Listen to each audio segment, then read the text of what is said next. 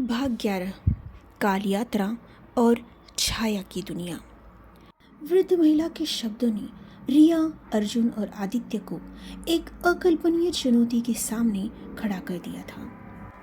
बलिदान का विचार उनके मन में घूम रहा था, लेकिन रागिनी को वापस पाने की उम्मीद उस भय से कहीं बड़ी थी। क्रिस्टल की चमक और उसमें छिपी ऊर्जा उन्हें एक अज्ञात यात्रा के लिए पुकार रही थी। हमें क्या करना होगा? रिया ने पूछा। उसकी आवाज़ में दृढ़ संकल्प था। वृद्ध महिला ने क्रिस्टल की ओर इशारा किया। ये क्रिस्टल जब सक्रिय होता है तो काल के धागों को एक अस्थायी प्रवेश द्वार खोलता है। तुम तीनों को एक साथ उस धागे में प्रवेश करना होगा जो रागिनी की ऊर्जा से जुड़ा है। ये एक अदृश्य पुल होगा जो तुम्हें उस आयाम तक ले जाएगा जहां उसका हिस्सा भटक रहा है।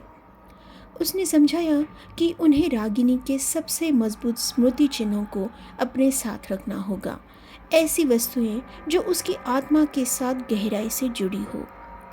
रिया ने रागिनी का पसंदीदा खिलौना, जो कि एक छोटी सी गुड़िया थी, और अर्जुन ने उसके हाथ से बनाया हुआ एक छोटा सा चित्र अपने पास रखा।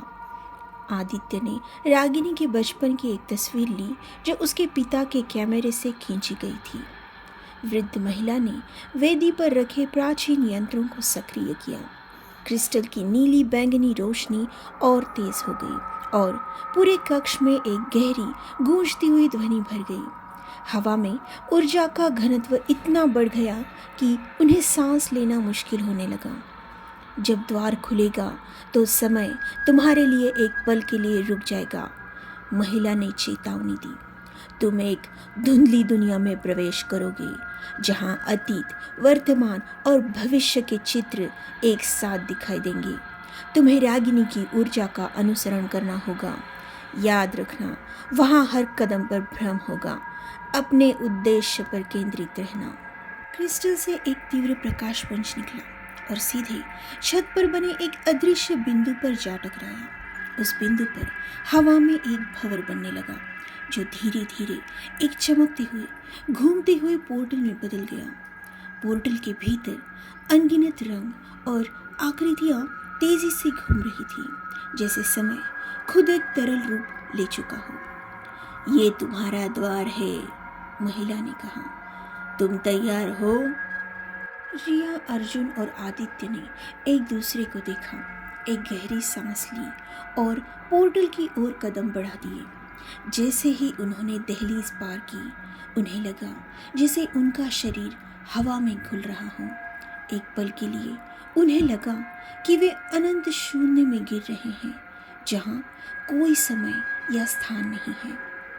जब उन्हें अपनी इंद्रियों का फिर से एहसास हुआ तो वे एक बिल्कुल अलग दुनिया में थे।